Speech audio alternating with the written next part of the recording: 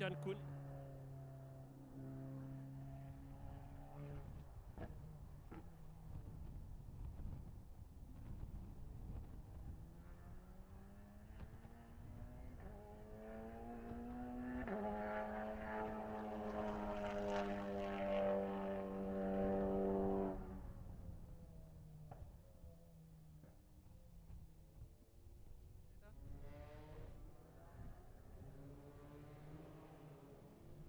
Welcome everybody here in a beautiful Portugal. You saw it, viewers, on YouTube and also on our website. We have a slight problem with the connection with Radio Le Mans. They are really ready for us, but we are working very hard on the connection. Meanwhile, me, Peter, and my colleague Ole will do commentary to help you out the coming minutes, hour. I don't know how long it will take, but we will help you out. Or not, Ole? Well, we're a bit more than halfway into the TCE qualifying session right now, and looks that there have been quite some good lap times already at this stage. We are happy to be here in Portimao for the first race of our European Championship, and well, in the end, this is the very first international race in Europe during the Corona pandemic, so we feel quite privileged that we are here. And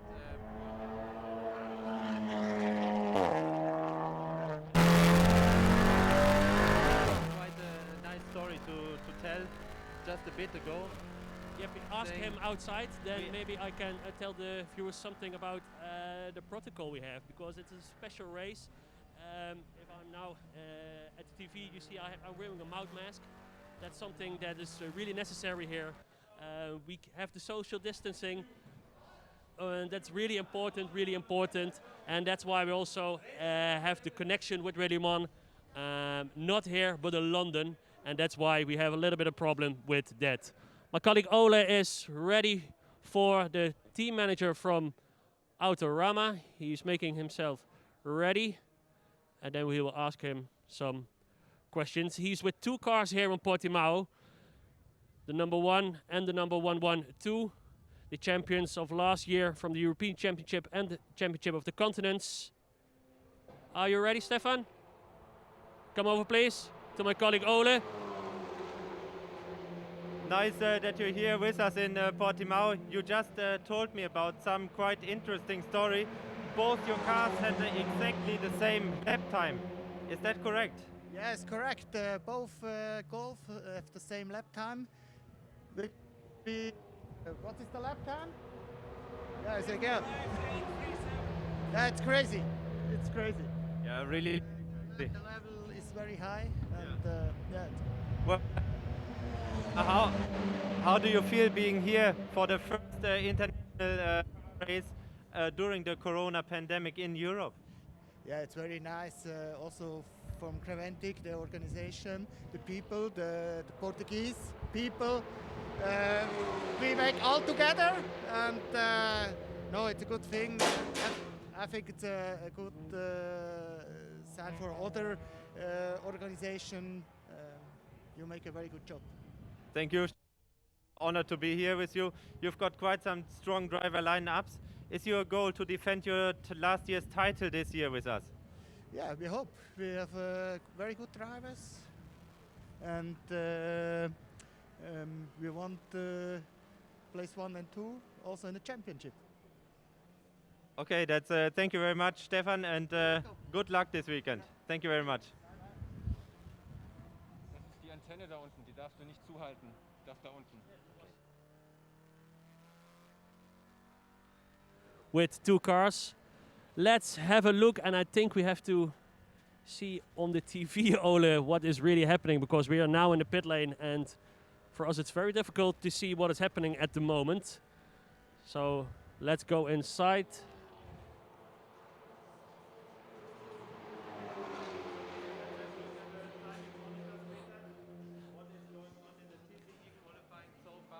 At the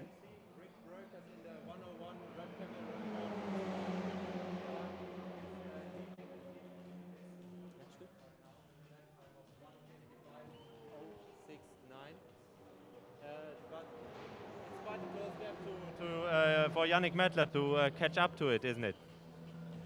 Yes, it is. What's the difference? It's a 7/10 of a second between the number 1 and the number 2, but we still have 15 minutes to go, so everything is still possible, this qualifying for the TCE. And on the 3rd place, it's also the team from Autorama Motorsport in the same time as the number 2, and I mean the same time. Number 4, come to you. At the moment, in the car, it's Nathanet Burton. And the gap to the number 3 is only 3/10 of a second. On the 5th place, I think we make the complete list. On the 5th place, it's a car of Code Racing Development. And on the 6th place in the TCR class is AC Motorsport. But the difference are not that big. I think there is many things possible. Now the onboard images of the number 1 Motorsport Power Racing car driving around the very challenging track of Portimao. Some people say it's quite a roller coaster to drive here, and it is definitely a great time of year to be here. And the temperatures, it's not too warm, not too cold. The track is good, it's well prepared, the officials are nice, the complete Portuguese atmosphere, and in the end we are here all together. And the other class contenders are doing quite well as well, with Miklas Born being on the car of the 112 wheel right now. And another good team for our series, the Come to You team Audi Sport, that also has Tom Coronel on board. They're right now in 4th place in the TCR class, with Nathaniel Berton being on the wheel of the car. He's a WTCR driver this year, I think. And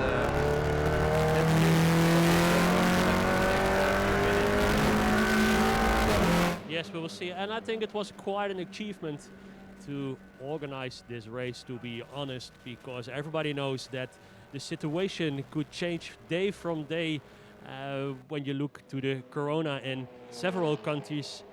What was about the quarantine? What was about the borders? Did we needed extra documents?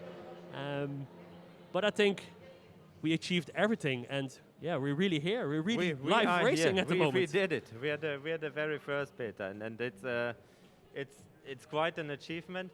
I have to admit that at some points in the building up to this, I thought it wasn't possible at all to be here now with all these great teams and competitors. But in the end, we have won, and the spirit of endurance racing that brings all of us together has won to be here in Portimao altogether. And after such long months of wait, it's a great feeling to see the cars out on the track again. Correct. I think the strength of it was to believe in it, to believe it's really possible. And with us, not only that we think it was possible, but also the teams that are here with us thought it is possible. Also for them it was quite some achievement. We have drivers from the USA, all over from America, but they say, hey, we can't race in America, we can't race in Portugal or Europe. I want to be there, whatever it takes. And they are really here. We have 3 or 4 drivers from America. I think 3. With 3 drivers. Bryce and Russell Ward. We have Dominique Bastien.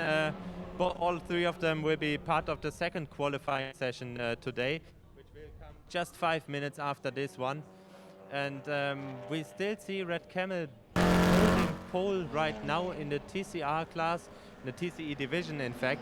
And they're in the pits for quite some time. I don't know, maybe they will go out for another hot lap. But well, see the difference with the number 2 at the moment is only 2.5 tenths. So maybe they are waiting if they are coming closer, and if it's necessary they go out again, maybe with fresh tires. Well, we've got a little more than 10 minutes to go, so there's definitely enough time for one more out lap and a running lap with a fresh set of front tires. So it can still happen in the 10 minutes that remain in the TCE qualifiers this race. Correct. Still we have 6 cars in the TCR class. TCR class is actually always a very competitive class in our series.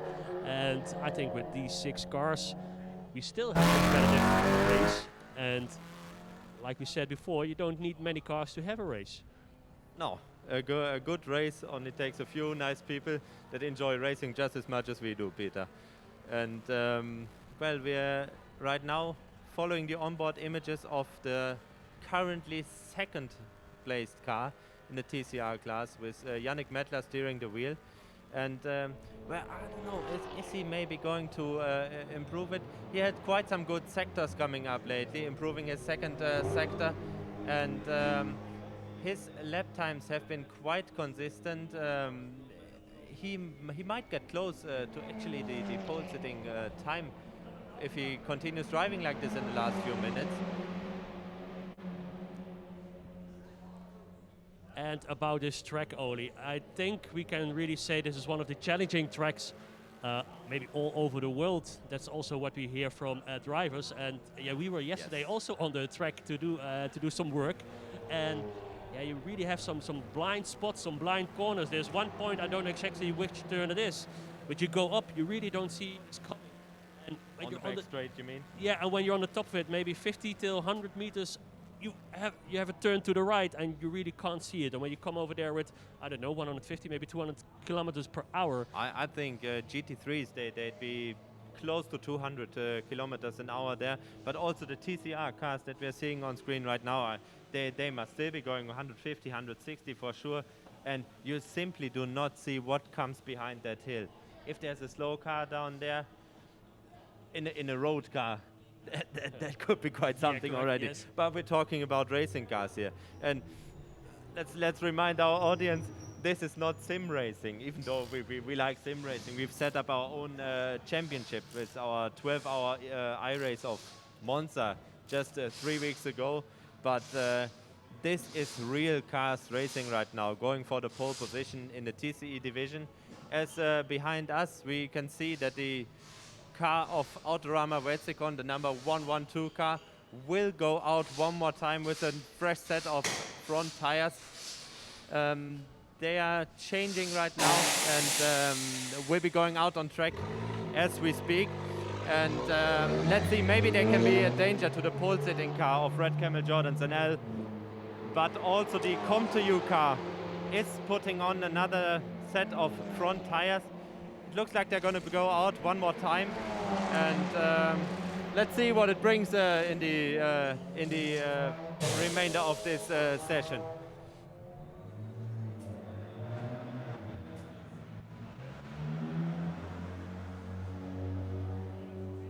Seven minutes to go. The last pit stops are taken. I see the Red Camel is also back on track.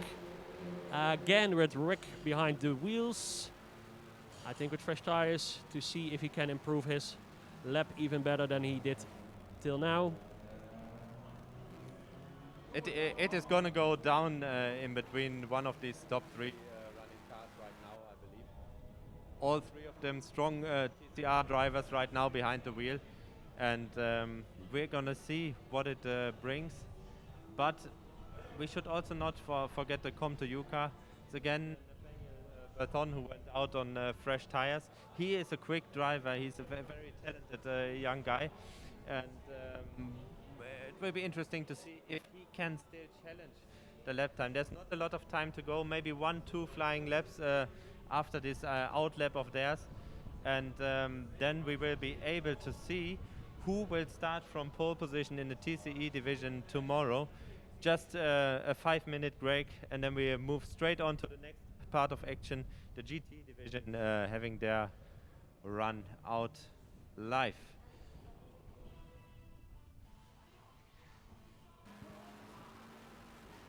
Following the number 188 car right now on track with Hannes Morin at the steering wheel, Swedish guy. He's done some Scandinavian TCR races in the past, and he was in Dubai with us for the first time. Great to see that he's back with us here in Portimao at this historical event even. As we are following his lap times, he has been driving quite consistently for the last 2-3 laps and doing a great job out there. I mean, now that we are following him in the mix with the good onboard images provided by our broadcaster, we can see the elevation changes, the blind spots. Just look at the turn there. and he's gonna continue slowly, go back to the back straight, and that is where the drop is that we've been talking about, Peter. And it is simply such a blind spot on circuit, especially in the dark. It will be challenging for our drivers to see how they are going to cope with it. Yes, I think you really need some experience, at least some experience this race to do a great lap. Because it really, you see it again now. You can't see what's coming over there. It's just like a roller coaster. Yeah, it's you're going gotta down. go get down to something there. This is really a hell of a track, this is. As we now see that Rick Breukers has put a best first sector in with his Cupra TCR car. This might be his last second flying lap. And he's right now in the second sector. We will be able to see, can he improve his time? He looks to be out on a good run. Set of front Hankook tires. Yes, also the fastest time in the second sector, 36.520. But I see that the car from Come To You in his first sector, he is very, very fast. Only 0.2 of a second behind Rick Breukers, who just set the fastest sector. And also in the green, only 1/10 slower than Rick Breukers in the second sector. So he's really doing a good lap. Rick Breukers now in the final turn of the circuit. We will be able to see, can he improve his lap time? It's definitely going to look like that he's going to cross the start-finish line any second. And yes, we've got a new best lap time, 1:54.897. That might be our pole time of the day. But let's not forget about Nathaniel Berton. If he puts down a good third sector, he might be able to challenge that time. Yeah, at least I think for the third or the second spot, because he was only a few tenths behind Rick. There it is. He's now on the second place. Only a little more than 2/10 dividing them. Not even 2/10 of a second. Wow. It's an even playing field. Yeah, because his last sector was faster than the sector that Rick just drove. How many times? Still something more than 2.5 minutes, so he can do one lap for sure. They're both still out, so it looks like we're going to see another 2 laps in this qualifying session of the TCE division. And the first car, the number 1 of Autorama Motorsport by Wolf Power Racing, has been turning into the pits, so they are most likely not going to go out another time to challenge the pole sitting time of Rick Breukers. As we see, all other competitors of the TCE division still out on the circuit. Right now following the on-board of Rick Breukers. Yeah, but he's not attacking his fastest time, as I can see in sector 1, because he loses almost 10 seconds over there. Nathaniel Berton, he improved again, both his first and second sector. And is he going to go for it? It was very tight, and his third sector at the end was better than the one it was faster than put Rick. down in the last time.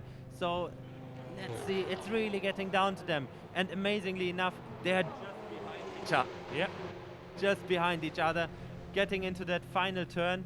And we'll be able to see, will Nathaniel Berton manage to take the pole position of Rick Breukers? He must be almost there. And he's going to cross the finish line any second from now. He was just off. Yeah. Just off. Didn't manage to improve his last lap time. Correctly. But we've got one more lap to go in this qualifying session. Red Camel car has come into the pit, so it's really getting down now to, will Nathaniel Berton challenge that Rick Breukers? He has got one more lap to prove. And also Miklas Born of the 112 Autorama Motorsport Bar and Quentin Giordano of the Racing Development Volkswagen is running. Breukers on a pole, Hankook 20.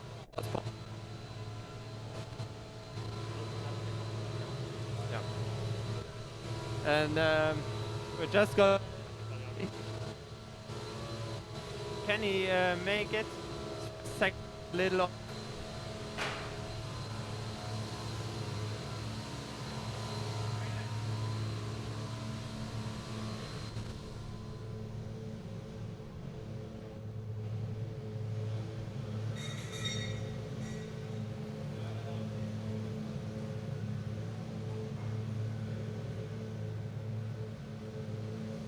And we're walking now to the pit box of Red Camel team.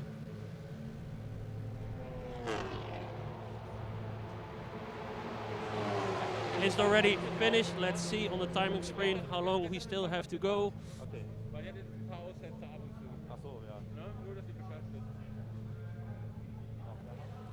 We got the checkered flag. Let's see if somebody can still attack the time.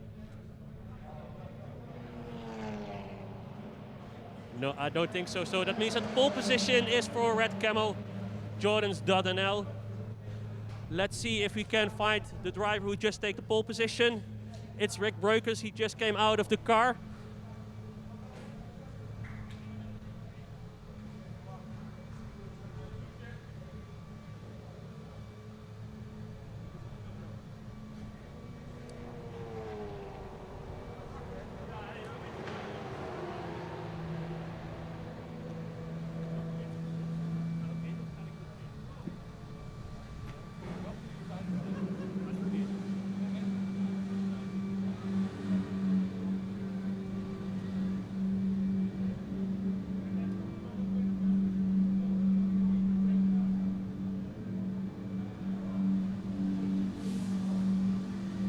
I'm standing here next to Rick Breukers. He just got the pole position in the TCE division, the 24 Hours of Portimao.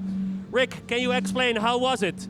Yeah, it was really fun qualifying. I think on the end it was quite tight. I haven't seen the other lap times yet, but yeah, for sure it was a lot of fun, and I'm really happy to be on pole.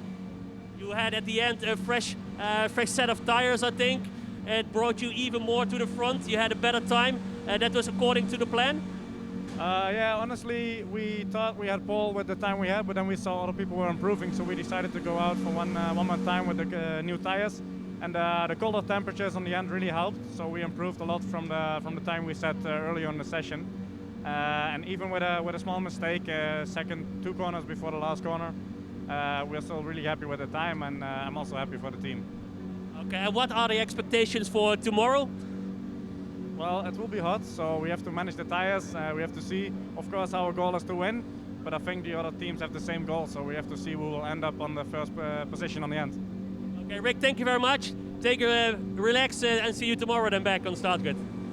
Thank you very much. How long, Ole, how long does it take before we start with the GT division? I think about... It should be about 2-3 minutes. The light is still red at the moment.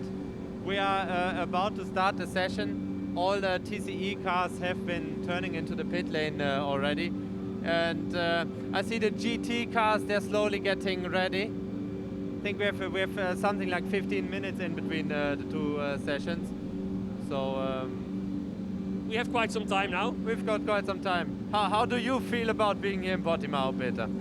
To be honest, in the beginning was a little bit unreal, because how long were we on at the office? I think 3 months.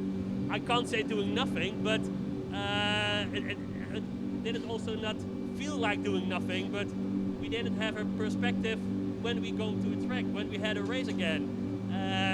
We had every time we have scenarios, and we had scenarios for Spa-Francorchamps. We also have scenarios for this race, but at last, I'm really happy to be here. It's better to be here than at the office for 3 months. Yes, yes. Being locked up behind your desk in home office was really, comparing the two is impossible. But well, we're here in the end, and we can be happy. We can be privileged that in these times we can at all organize a race, and can be happy for everyone that decided to join us here in Portimao. And I'm really struggling with my face mask, but it protects all of us. So special measures are in place to ensure that that we comply with the safety guidelines and regulations that need to be in place to host any sports event right now.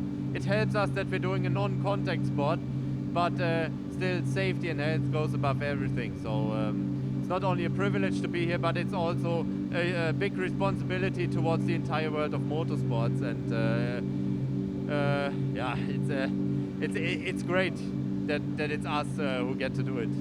I only can totally agree with you, Ole. It's 10 more minutes to go to the GT division. I think if we keep a short rest and we come back in about 10 minutes when we really have action again, and we will be back with you. Is that okay, Ole, for you? Yes, it's great. Thank you.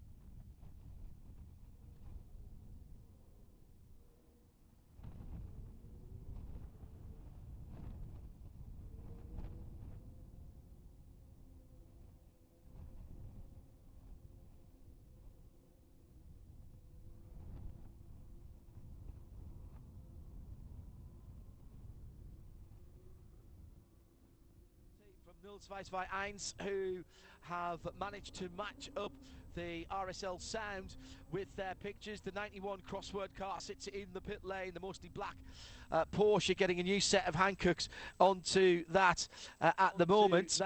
And yep, I definitely can hear the fact that we have sound coming through on the video.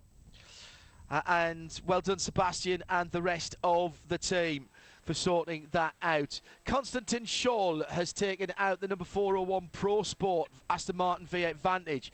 It looks like Pedro Marieros has taken out Veloso's Cayman 408. Müllner Motorsport, not sure about just yet.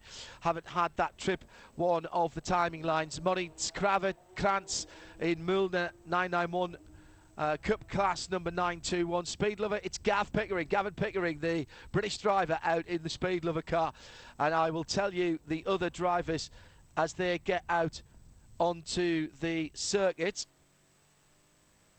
So of course, John, this is our first bit of multi-class racing. Yes, it is. Since well, for us, since Creventic, for you I suppose a bit later though, since the Creventic event, because we do have 3.5, perhaps 4 classes out at once, all battling around in this GT field to get their individual poles. So this is where it all starts. I got a bit of a feast on them when they showed when they were in the pit lane. They were showing the picture of the 91 Herbeth car. So they thought, hey, I should be there. This is ridiculous. This is what am I doing? Down there. On board, noises from the 408 of Pedro Marieros, I think, behind the wheel of that Cayman Club Sport. I'm saying that. Is it Gav? I think actually it's Gav Pickering. I think it's Gav Pickering because that looks to me like a cup car. But okay, I'm time out for the moment. The number is 08, so it's the only 08 there. Oh no, it is 08. So I was right the first time. So that is a Cayman. Yeah, all right. They've stuck a kind of a digi screen, a readout over the top of the air vent. Like the colour scheme of that with the green, red, and very dynamic. Green, red, and white of Veloso Motorsports and the Portuguese team. Actually, the same interior as Eve's Boxed issue. I should have really picked that one out. The crossword car, the Porsche, which is the 92 car, is out on the circuit. I can tell you now that that is Jürgen Hering behind the wheel of that, and it's Alfred Renau who's taken out the 91 Herbeth car. So you think no Herbeth on pole? No, I think not the 91 Herbeth on pole. Right. Not the traditional Herbeth. That's my. I'm going to make a bold prediction with the start of the Creventic European season, and that's it. I'm going to say it's one of the other. I have permed 2 from 3 in fairness, but you know, I've been controversial as well. So full sound and vision now together. Well done, as I say, to all the techs who have got. There's very few of them, and they're doing an awful lot.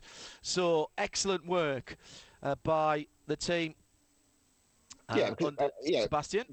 Because of the COVID situation and everything else, this is a very stripped down team compared to what we would normally have with a massive amount of people we have in Creventic normally run around with the cameramen and the technical guys, and they're doing a fantastic job. I mean, it reminds me of some of the really early races we did for Creventic when they were just putting a foot in the water with multi-camera coverage. You know, which was quite risky in those days then, because it wasn't an established thing to do back 7 years ago, 8 years ago. I'm told that we have to thank the ever mercurial, working remotely from Germany, Ulf. Well done, mate. He is the master of connection.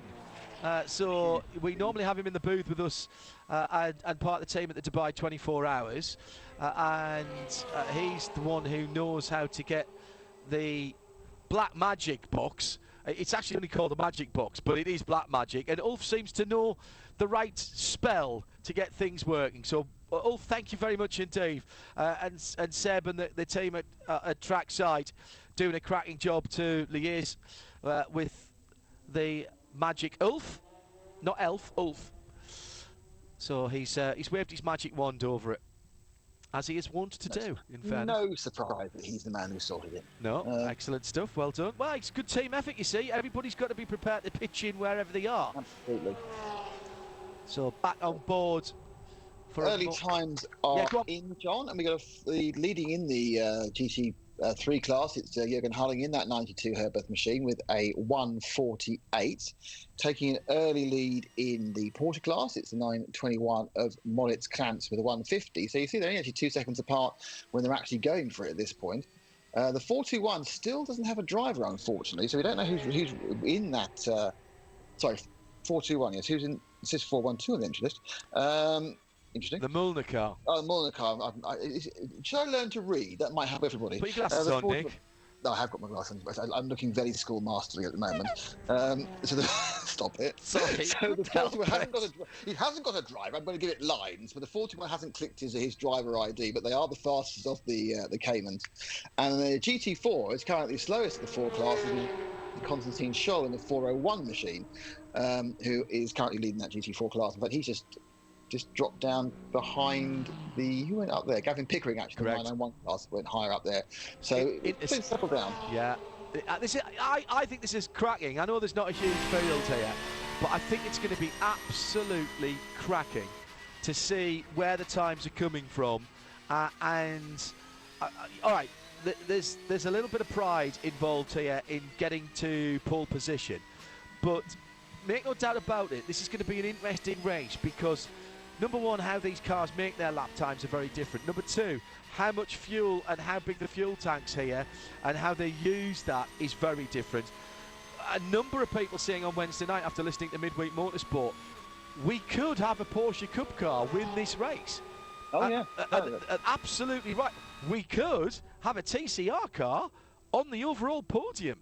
It only takes a couple of problems. And this, to me, is the fantastic storyline possibility of endurance racing. I was talking to the ever redoubtable and everybody's favourite clerk of the course, Claire Smith, earlier on from 360 Motorsport, about something else entirely, actually. And obviously, even though we were talking about work, we managed to get onto multi-class racing. And we were talking about how important it is if you're going to go and do a multi-class race, like, for instance, the Race of Remembrance in early November, which Claire is putting together again on behalf of Mission Motorsport, and well done to her for doing that. Entry's now open, by the way. raceofremembrance.org, I think it is. And we've said this almost in unison. You can only learn multi-class racing, Nick Damon, by doing multi-class racing. And it doesn't matter whether your goal is to go to Le Mans and you're a GTE AM car getting blasted past by prototypes, LMP1s, hypercars, etc., or you're in the Race of Remembrance in a fairly stock Mini or something like that running around, and the Caterhams go blasting past you. They're the equivalent of P1s at that point, and you can only learn the skills required for multi-class racing by actually doing it.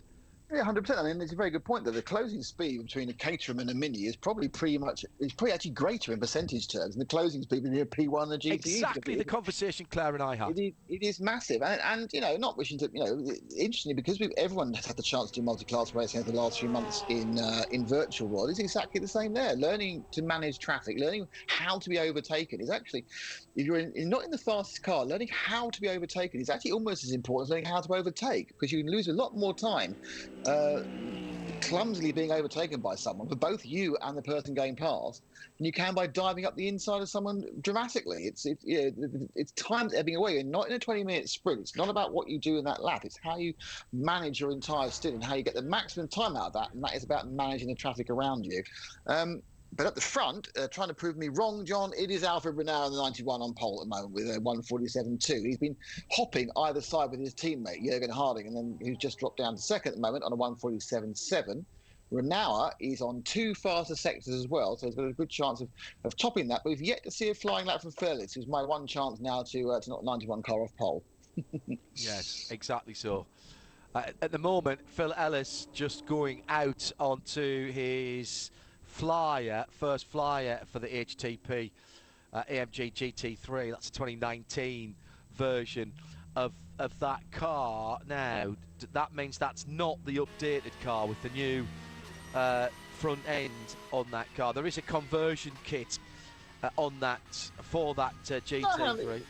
isn't it not? I thought that was it. Was that the first year? Was 2019 the first year? 2016 it came out, and then it was its 3-year upgrade, 2019. Oh, sorry, I haven't seen it yet. So, which made it even easier to drive, which was one of the strong points of the Mercedes, and they improved some service issues. I think, as you know, there were some issues where you had to take a large amount of car apart to get to some small, not exactly consumable items, but items that often go wrong.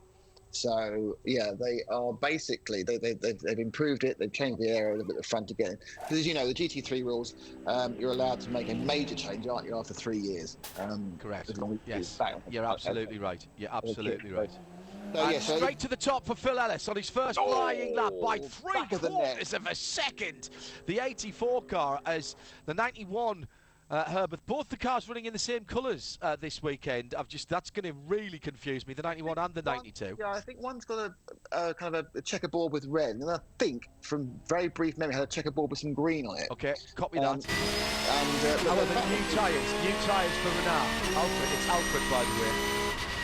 Meantime, the 92 still got Jürgen Harding behind the wheel. He's now 1.1 seconds away from provisional pole, leading the 991 class. Maury Krantz in the Mühlner Motorsport 921 GT4 Pro Sport. Konstantin Schürrle for Aston Martin. Haven't seen the Aston yet.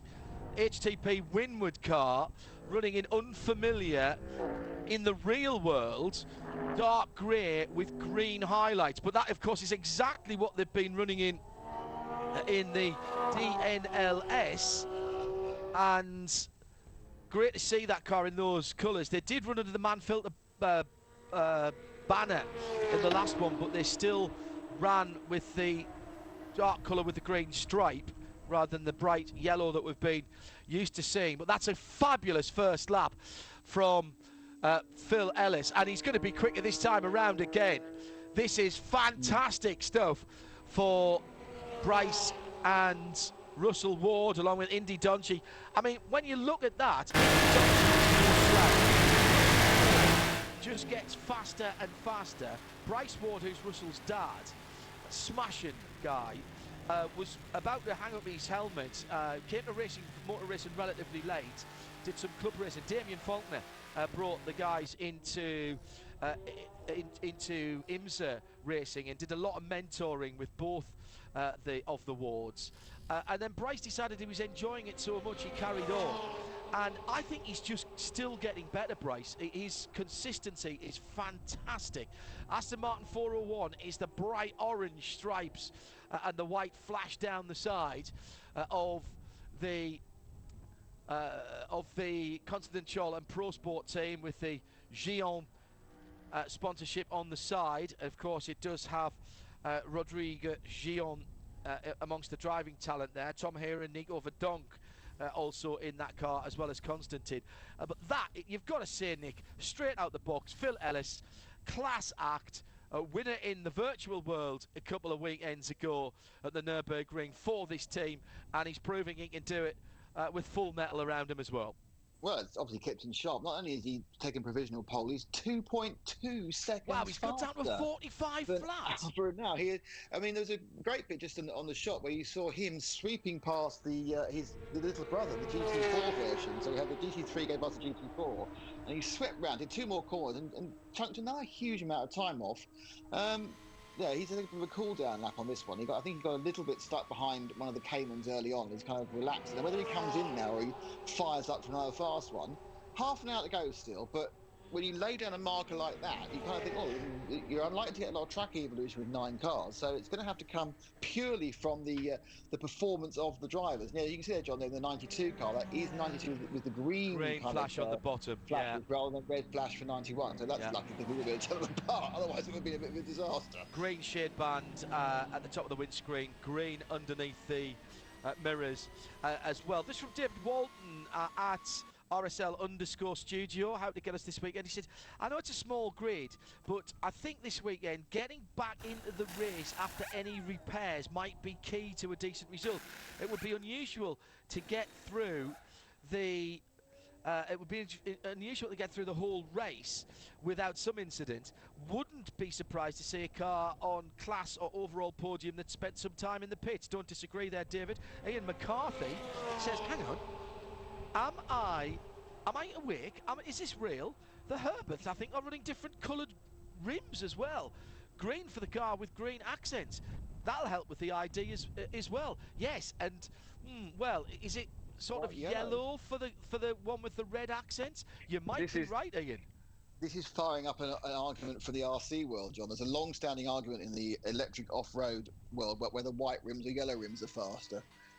Because it's a conversation that goes around in circles, because the answer is neither, but they just look better on some of the paint schemes. But both of the Herbert cars are out, the 92 and the 91. Alfred Renau, in fact, has put down a marker in the first of the sector by going fastest of all. So he's done a purple sector. He's got a 32.7. So he's gone faster than Philip, and don't forget Philip had an overall lead of 2.2 seconds. So whatever they've done, and whether he's stopped off.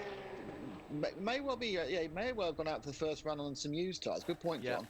Or he may have had, 3 Weetabix. That's the either or, isn't it? Really about how you improve a driver performance: new tyres or breakfast cereal. And another fastest as well. Yeah, this is going to be another pole. He could be knocking on the door of a 2 minute of a 1:44, 1 minute 44 second lap. I think we did get down into the 44s in the last practice session. I'll look that up in a wee moment. Hello to Snapper Kilv in Wiltshire. He said, forgive me for asking this, is this real? Yes, this is Full Metal Racing. We love our sim racing as well, but isn't it lovely to have the option tomorrow? You'll be able to have the option tomorrow to do one or both. Swap between them, have them both on separate parts of your screen. We'll have the next round of the DNLS, and it is a 44.6, not even just tickling the 44s. My goodness, almost down to a 1:44.5, 4/10 of a second now. Phil Ellis, who's pitted. I presume that was a new set of Hankooks going on. What I think they're doing here, Nick, is doing 3 or 4 laps on a new set of tyres, basically getting the best out of them, and then taking them off and effectively saying, right, that's them scrubbed in. Yes. We'll use them again sometime during the race. Yeah, run through a heat cycle. I mean, with some tyres, I think the Hankook can be like that. I think actually you get more longevity out of giving them a quick heat cycle and let them cool down and start again. You don't necessarily have the ultimate grip from them, but you do get more life. And as we've said, you're going to have to double stint, and possibly if you can get away with it, triple, because with the reduced number of people to change tyres, suddenly your pit stops become longer. So that's an extra thing for the teams to factor in. Can we make the tyres last as long as possible? Drivers can do 3 stints with allowable by the rules. Can we actually manage that to happen? And that is why they'll be looking at how they prep the tyres, looking at tyre wear all through the race and through the practice. Whoa, and a nasty little oversteer moment there for Alfred Renau. It went into that was 13, was it? I think. Correct, it was. Towards the end of the lap, heads into 14. It's Sagres now. Go and pull up a track map of Portimao. It's a very busy 2.9 mile 15 corner circuit.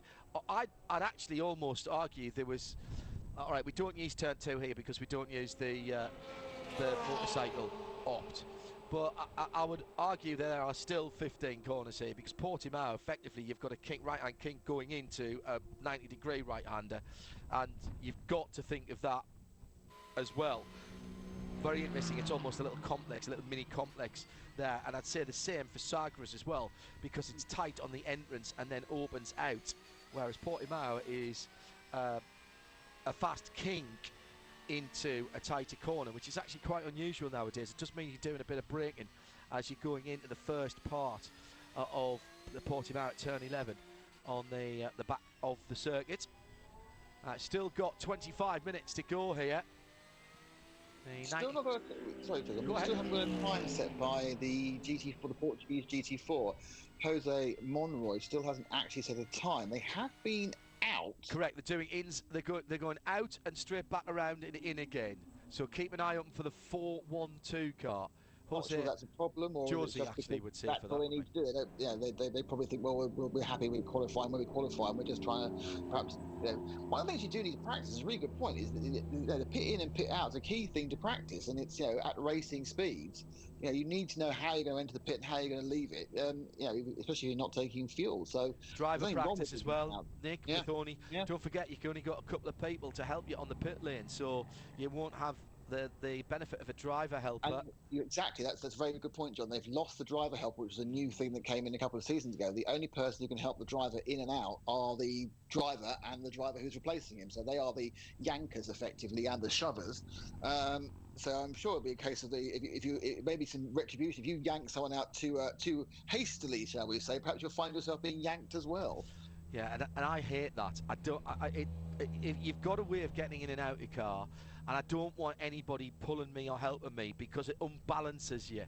And I've had that happen to me before. So Josie, I think we'll be calling him Josie because he is Portuguese, so it's not Jose, it'll be Josie Monroy behind the wheel of the Park Algar Racing Team Mercedes. He's just come into the pits of the GT4. Definitely two different coloured wheel rims. Great spot by it was Ian McCarthy, wasn't it? Yes, who spotted that. And there goes, there is the GT4. Now the stark difference, Nick, between the look of the GT4 AMG and the GT3 AMG, I mean, helped by the fact that the 412 is pretty much sort of standard Mercedes-Benz Silver Arrow Silver, but it actually doesn't look that much difference from a road car with that narrow curved rear wing, does it? No, I'm sitting there thinking that is basically a pumped up road car, and then you suddenly see the difference with the GT3, which is an absolute full on race car with the side X, the exhaust, the skirts, the wings, and more importantly, John, an aerodynamic package that has just taken him to the top of the table by almost 7/10 of a second. Phil Ellis has taken 43.9. Wow. So he did it with two purples and a green, so two best sectors of all and one personal best. And this machine is such a hyped up on steroids. And it's interesting, isn't it, that the hyping up of the Mercedes gives it a much more different look than the similar hyping up to GT3 standards of the Porsche 911. That just looks like I suppose we're used to seeing Porsche 911s in a road form and a turbo form, aren't we? With a bit more wingage. And it's almost the same thing when you see a 991 class car and the GT3 class car. Oh, it's the same car with a bit more wingage. But it's with the Mercedes, it's very much road car and full-on race machine. It's Nick Damon, I'm John Hindhoff. We're live on RS1, RS3, and in sound and vision across all of the socials of the 24H series. Platforms, live timing and scoring on their website, also on our page as well, with a bit of strategy software built into that as well when we get to the race. 43.9, I'm immensely impressed with Phil Ellis in that HTP. Just going back to the HTP Winwood car, just going back to the Josie Monroy Mercedes AMG GT4. I agree with you on the externals of that car, Nick, but when you have a good look at the GT4, there's an awful lot of GT3 bits underneath it.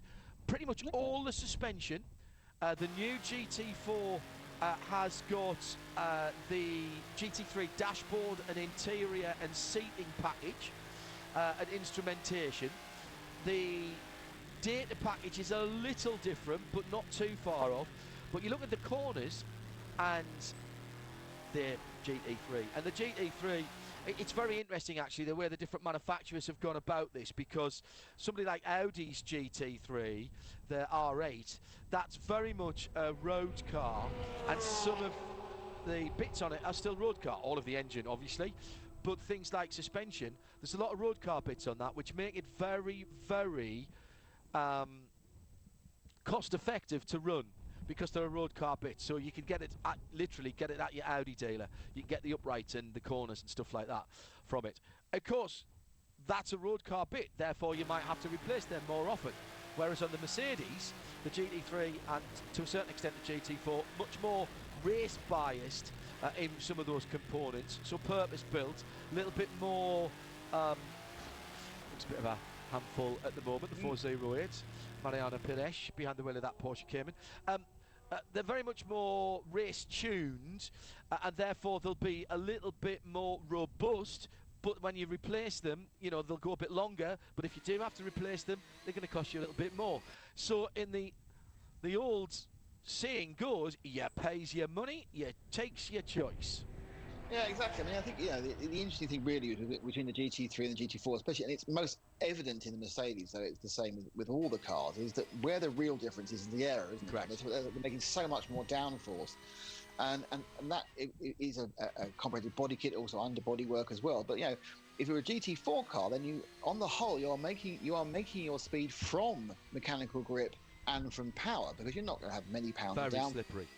Therefore, it pays perhaps to have full race suspension, because that's the key thing. It's about getting yourself there and actually making the most of getting the power down. Obviously, the interesting thing about both the GT3 and the GT4 is they'll have less power ultimately than the road car. The sport version of the road car has more horsepower than either of those two cars, which are power limited by the classes. So it's an interesting situation now where none of these top, incredibly fantastic GT3 machines are producing anything like the power of their road car competitors. It's a really strange situation, because they have to limit the power, because in that way, otherwise the cars will get too fast to track. So they limit the power. Now it means the engineers now, with balanced performance, have to find the way to get advantages. And as advantages come, the other two elements of a racing car, which are suspension and aero, and that where that sits will obviously depend on the regulations and obviously the intelligence of the people, and of course within Porsche, of course, the limitations of the overall design. Hence the fact,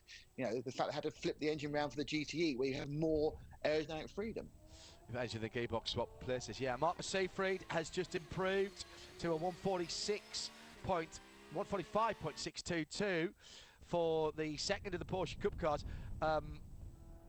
For the second of the Herbuth GT3s, excuse me, and he's back out on the circuit. Daniel Ollerman has taken over the number 91 car, so Phil Ellis has won 43.9 at the moment is the time for everybody else to beat. Still got 17.5 minutes to go, so there's time for other drivers to get in. Seyfried going quicker again this lap. 145.622 last time around. He's 1.6 seconds off the lead, but only 3/10 away from a front row start. That's an inter-Herbuth battle with both the first and second place cars, the 84 of Mercedes-AMG and HTP Winwood. Oh, hang on, Phil Ellis's name's just gone back with that on that one. So Ellis has gone back out again. You've taken some fuel, so perhaps they okay. They may have just a glitch on the driver rotor, but he's gone back out again. Yeah, I mean, Marcus Seyfried just finished his lap and remained half a second off Daniel Ollerman. So it is Herbuth 2 and 3. Hello to Simon Tibbett. Tweets at RSL_studio. Woohoo! Real cars. That's a great way to start a tweet, isn't it? Woohoo! Real cars are on the circuits for qualifying. Looking forward to being back at the track with Creventic soon in my race suit. Hashtag this is endurance. Simon, we wish you well, mates. Hopefully we'll be able to at least talk about you on track soon, if not see you. Still clearly some travel requirements that we have to fulfill. Still effectively not being allowed to travel abroad out of the UK at the moment, with the Foreign and Commonwealth Office advice and the quarantine on return, making life a little bit difficult. But we have the infrastructure, we have the experience, and we've learned a few new tricks as well, have we not, Nick, in our coverage of sim racing and virtual racing down through the years, and we've refined even some of those in the last 8 or 10 weeks too. Yeah, I mean, obviously I have a number of setup tips for the Mercedes-AMG drivers now, so that's the key point. But yeah, I mean, I think it's been an interesting learning process. We all need to react to the changes in what's happened, and we've seen no more so here than Creventic, who've come up with new pit regulations and everything else. But we've obviously got to see a lot of drivers, a lot of sim racers coming up against each other. We've got to see a lot of people trying things new and putting their skills to action in different formats. And now those who've managed to stay sharp get a chance to put it back out on the track again. Oh, loving the look of the Speed Lover Porsche Cup car, number 978. Gavin Pickering just gone back out in that car with the red, white and blue flash down the side. Meantime, into the pit lane, the 92. That's the Herbert car with the green flash on the bottom and the darker coloured rims at the moment. And that is, that's another set of new Herbert tyres, new Hankook tyres going onto that car, which is now in third position. Maybe a little run on slightly worn tyres for Marco, and he's been given certainly a new set of fronts, and it sounds to me in the background there's a new set of rears going on there as well. Hello to Eric Corrigan, and he said, I'd just like to say thank you for the enthusiasm, professionalism and genuineness with which you have approached sim racing. You guys absolutely do it justice. It's a pleasure hearing you call virtual races. The cars aren't real, but the racing is. Oh, that's exactly how we feel about it, Eric. And certainly the dedication, the professionalism and the talent has to be respected. So thank you. He says, you make us feel that. And whilst we're on that, hello to Drew Adamson. Hi, Drew. Hi, Drew. He's got your details, it's fine. Drew Adamson from iRacing said, so hang on a second, this is live and not out of my studio in Boston. That feels really weird. Drew Adamson is one of the very clever and dedicated bonds who has been behind a lot of the iRacing that we've been involved with out of Boston, Massachusetts. Put together the IMSA iRacing Pro Series. We crowned a new champion, or we crowned a champion for that last night. I'm not going to spoil that if you didn't see it. The archive is on radio-show.co.uk. It was a stunning 90-minute contest. It's worth watching. There was plenty of drama right from the drop of the green flag. That's all I'm going to say about that. Drew, thanks for dropping in this afternoon, as it is where you are. I wish you a good weekend and all the best for you and your good lady share. Hope everything's going to be all right. Keep us in the loop, won't we? And we must have, at the end of all this, an opportunity to do a little more than bump virtual at elbows, and maybe have an adult beverage or several somewhere at a racetrack in North America, perhaps towards the end of the season or early next year. And thank you again, Drew, for all your hard work. 978 going by, Jet, saying loving the sound of that Porsche. You really hear that. The Ben's a bit quiet, isn't it? It certainly is. Just has that low thrum. That low thrum. Jose Monroy has now set a time in the Park Algar racing team. GT4 Silver 412. 56, so he's actually 3 seconds slower than Nico Verdon in the other GT4, the orange Aston Martin. But I get the impression that they've been using this session as rather than the qualifying, as another chance to do some testing. Yeah. They were inning and outing for a while, and now I think that he's going to go for a little run. Do you remember, Nick, when we were at Navarra, was that last year or was that the year before now? Year before, I'm afraid. Is it really? Oh, my goodness me. We must get down there on the motorbikes at some stage. I really want to do that part of the world on the bike. Do you remember how difficult that new GT4 the team had down there was for them to get a balance on that Mercedes? When it did... Yes, I remember that. It was a 278 team, wasn't it? Or a 478 team, I think it was. They were just couldn't get the thing to work at all, could they? Yes. I just wonder if they're having a similar problem. Once it's dialed in, it's a lovely platform, but I wonder if they're just getting themselves comfortable, scrubbing a few tyres in. It looks almost showroom stock. There's a little bit of signage on that car, but the tiny rear sort of half moon, or not even a half moon, a sort of sliver of the moon. An ellipse. Yeah, an ellipse, thank you. Part of a chord. Part of the rear wing with that curve right around it. Lovely place to be inside with the GT3 style Batmobile bow tie, if you will, steering wheel with the big three-pointed star on it. Still the digital dashboard, which comes straight out of the GT3, although the rest of the switches look a bit more road car-like, but you've still got 10-position traction and ABS switches on a GT4 car in the centre console there. It's just, as Nick said earlier on, it's just the lack of aerodynamic appendages that make that car look a little more showroom stock. But I mean, it hauls. It's got a good donkey in the front, and the old thing does motor on a bit.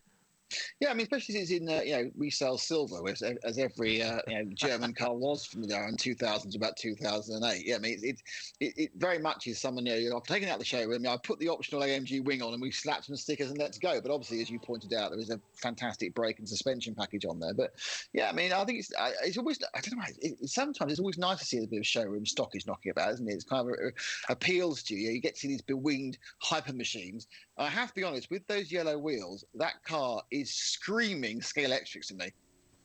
Absolutely. Do you not agree? Because that's the sort of thing. The yellow wheels. Oh, I'll change the axles, but the yellow wheels on that one. That's always great. That was when you had the cars you could mix and match all those years ago. But but he's obviously a little bit faster than Scale Electric. Isn't stuck to a groove in the middle of the track, and Daniel Alleman isn't really troubling the scorers at the moment too much, but he's obviously getting some fast running time in there. Phil Ellis still leading in the pits. Daniel Alleman on screen currently in second, and Marcus Segrave third. So it's 84, 91, 92 in GT3.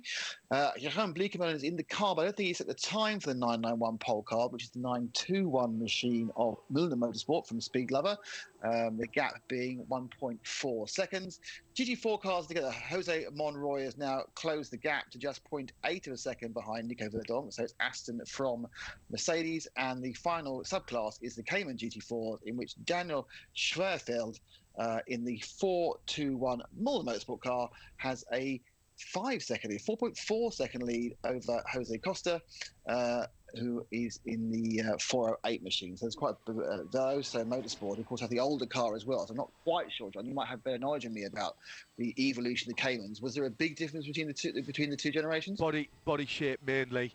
The 718 was the 4-cylinder road car until relatively recently, but still got exactly the same flat six engine as the previous 981 model, which at that time was the quote-unquote last of the 6-cylinder road-going cars. That's the same iteration from up to 2015, end of 2015, beginning of 2016, I think, that Yves Boxster is. So that's the same sort of era.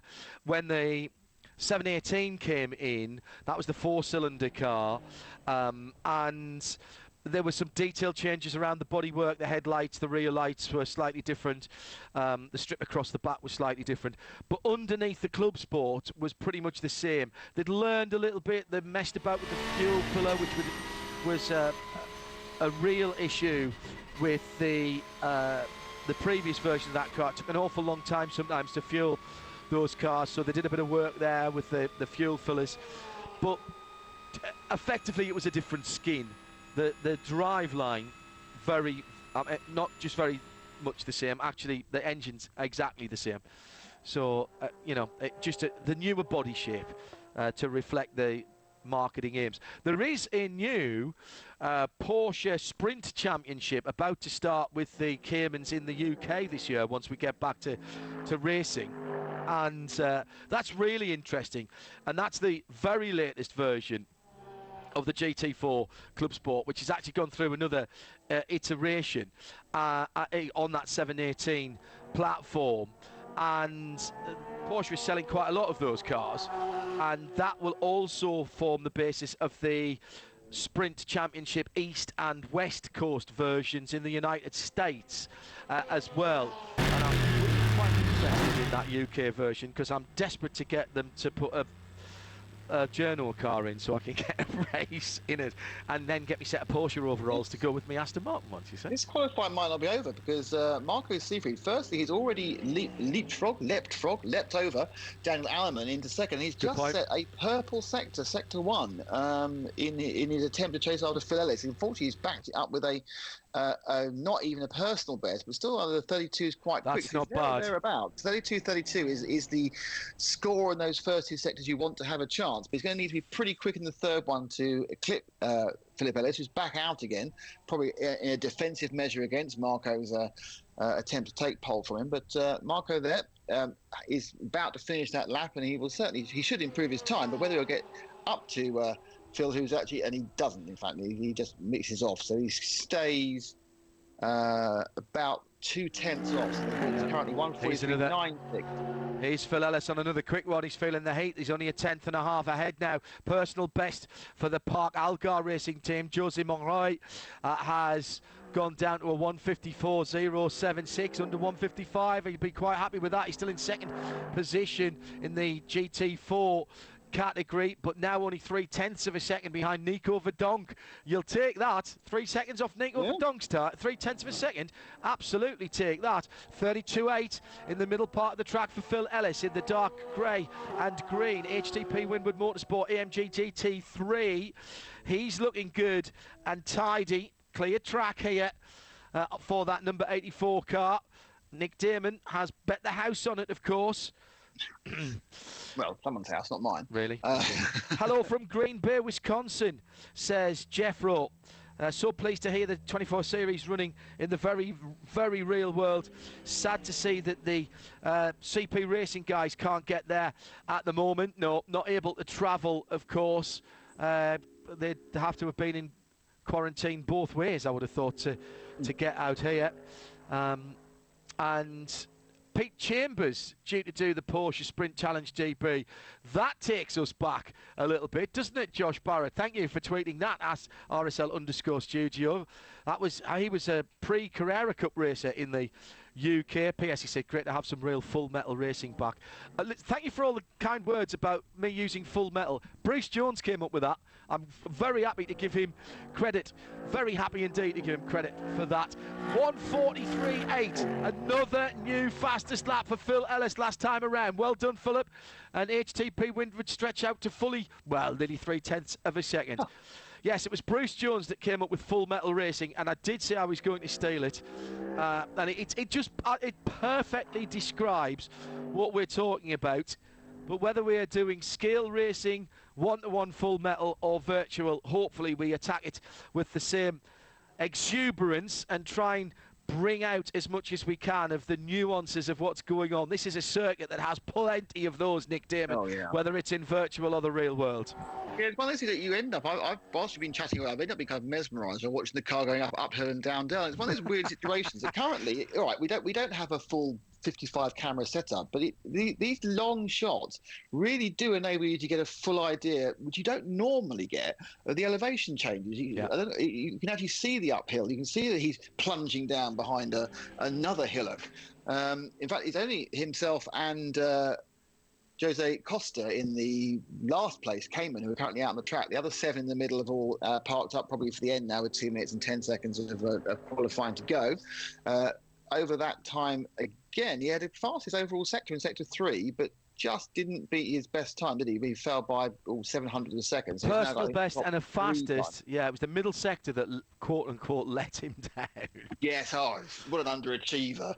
Yeah, dropping it by a whole 700 of a second. Yeah, I mean, they've not just done one fastest lap, they've done, I think, 4 fastest laps. Marco Seifried made it interesting there. He wasn't prepared to take it lying down in the 92 Herberth, and Danny Alleman in the 91 has managed to prove me right that A, they weren't going to get pole, and B, they don't care.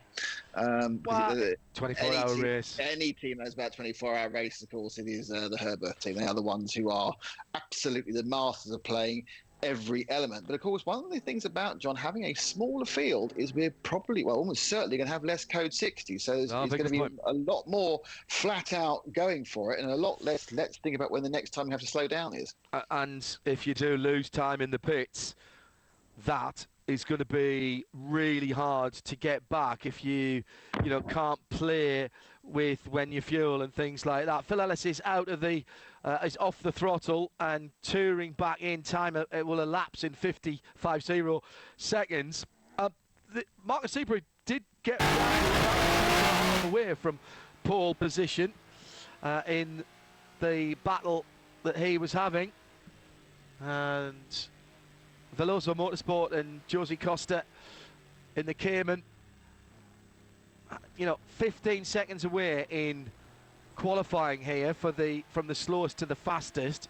That's still going to make things interesting in terms of closing speeds and laps, and I think it's going to be very interesting here. But I take your point, Nick, that we're going to have a race here It only takes 2 cars to make a race. I think back to the 24 Hours of Barcelona last year when the top 2 cars, the Barwell car, which eventually came out on top, and one of the Herberth Porsches, I don't think, other than fuel stops, there were more than about a minute and a half apart for the whole race. Might have been even less than that. Provisionally on pole position, the Tekamet sponsored number 84. That is the Mercedes-AMG GT3 of HTP Winward Motorsport, the European arm of Winward. They're still plying their trade in the States, or at least will be when we get back to racing there. We normally find those guys in the Pilot Challenge in the US. And congratulations to Philip Ellis from the team. Pilot Challenge, by the way, back on track in July at Sebring, and that's a Friday afternoon race, American time. So, of course, IMSA Radio, IMSA TV bringing that to you. Before that, 4th of July weekend, we've got the opening WeatherTech sports car race in sound and vision for you as well for the international audience. And just, in fact, putting some details together today with the good folks at Daytona for that opening Saturday evening race. Really harking back to the Paul Revere 250 that I saw a few years ago. Mercedes tops the pile ahead of 4 Porsches. HTP Winward Motorsport and Phil Ellis has taken pole position ahead of Herberth's number 92. It was Marcus Seefried who got within a couple of tenths, nearly 3 tenths at the end there. Daniel Alleman and the Herberth number 91. I don't think it was Daniel that did the time on that car. I think it was Alfred Renauer, wasn't it, who put the time in the 91. They'll start on the inside of row 2. The best of the 991s is the Mulliner Motorsport, Jeroen Blekemolen Porsche. That's the 921 speed lover Gavin Pickering. Give him a run for his money as well. He'll start in 5th. 6th is the pole for Pro Sport Racing, Nico Verdonk. Just 3 tenths away from Josie Monroy in the Mercedes. Aston versus Mercedes there in 6th and 7th position. Then the 2 Caymans, Mulner and Veloso Motorsport. And early on, of course, we had the TCE, the touring car endurance part of qualifying, and that was the 101. Rick Broikers for Red Camel-Doden.nl taking pole position. That's how they'll line up tomorrow. If you want to follow along in timing, there will be live timing for the night practice, although we're going to step away for that one. And Nick and Johnny will be back tomorrow morning. Looking forward to it, Nick. Can't wait. We're getting racing. It's going to be very, very exciting. I think what we've got is we have 4 perfectly formed classes, and if you look at there's huge competition in just by looking at the qualifying in GT3, in 991, in GT4, and in TCR. Perhaps the Caymans are further away than you think, but it may be that perhaps that Portuguese Cayman didn't show its full hand today. But it's going to be really, it's like the first day of school, isn't it? We're back. Yes, we are. 11:45 CET.